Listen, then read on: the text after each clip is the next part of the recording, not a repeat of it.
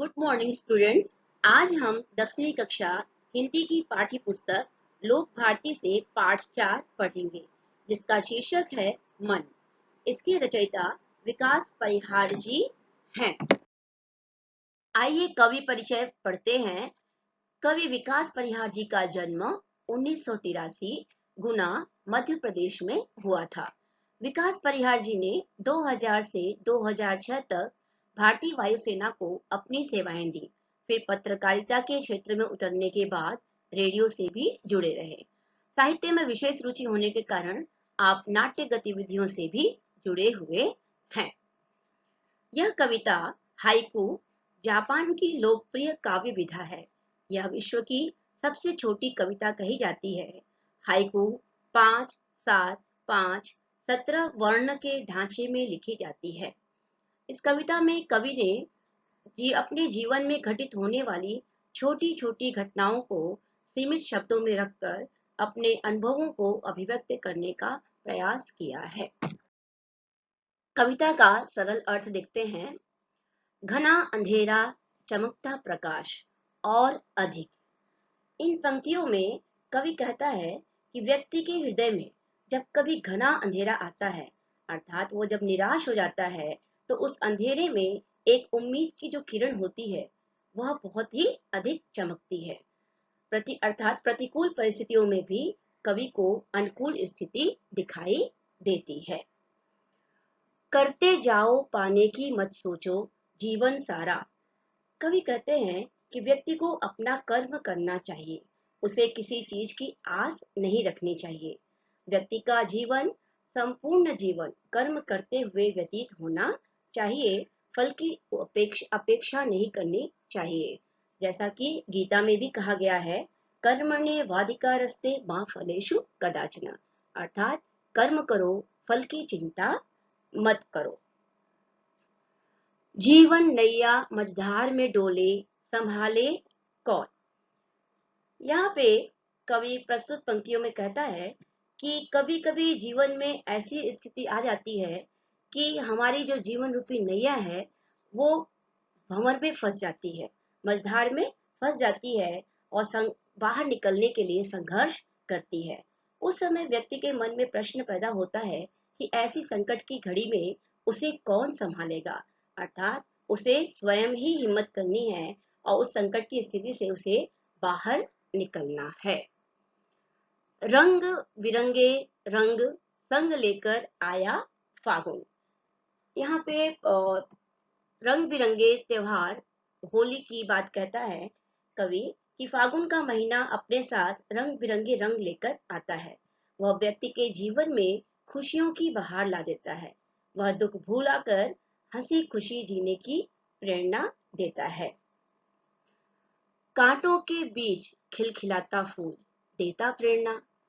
इन पंक्तियों में प्रकृति के माध्यम से कवि कहता है कि प्रकृति हमें जीने की और संकट में भी मुस्कुराने की प्रेरणा देता है। यह जीवन हमारा कैसा है, एक कांटों के समान है।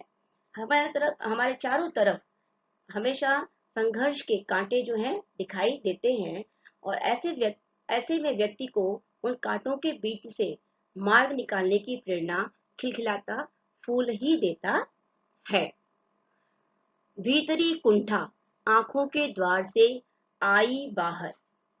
इन पंक्तियों में कवि पीड़ित व्यक्ति के हृदय में जो असफलता के कारण घोर निराशा आ जाती है, वह उसके नयनों से, आंखों से आंसुओं के रूप में बाहर निकल आती है और व्यक्ति को रोने के बाद बहुत राहत मिलती है, उसे सुकून का एहसास होता है। खारे जल से धुल गए विषाद मन पावन। अभी यहाँ पे कवि कहना चाहता है कि जब इंसान असफल होकर उसकी अभिलाषाएं, उसकी इच्छाएं पूर्ण नहीं होती हैं, तब उसका हृदय बहुत ही दुख से भर जाता है और ऐसे में व्यक्ति के पास आंसू बहाने के अलावा और कोई उपाय नहीं रहता है। जब वह आंसू बहाता है तो उसका मन जो है दुख से हल्का हो जाता है और उसका मन पवित्र हो जाता है। मृत्यु को जीना जीवन विष पीना है जिजीविषा। कवि कहते हैं कि जिसको जीवन मिलता है उसकी मृत्यु भी निश्चित है, फिर भी व्यक्ति के पास जीवन जीने की प्रबल इच्छा होती है। हर व्यक्ति जीवन से प्यार करता है। देखा जाए तो जीवन क्षणभंगुर है, फिर भी व्यक्ति इस जीवन रूपी विष को पीना चाहता है। वह मरना नहीं चाहता, लेकिन यह संभव नहीं है। मन की पीड़ा छाई बन बादल, बरसी आंखें। कवि कहते हैं कि व्यक्ति अपने मन में दुख को कब तक संभाल कर रख सकता है। आखिर में उसके हृदय की पीड़ा काले बादलों का रूप धारण कर लेती है और आंसुओं के रूप में निकल पड़ती है, यानी उसकी आंखें बरस जाती हैं। जब कभी भी मन जो है दुख से भारी हो जाए तो एक दूसरे के साथ बांट लेने से मन हल्का हो जाता है। चलती साथ पटरियां रेल की, फिर भी मौन। यहाँ पे कवि कहना चाहता है कि व्यक्ति इस संसार में अकेला ही आता है और अकेला ही चला जाता है। कोई किसी का साथ नहीं देता।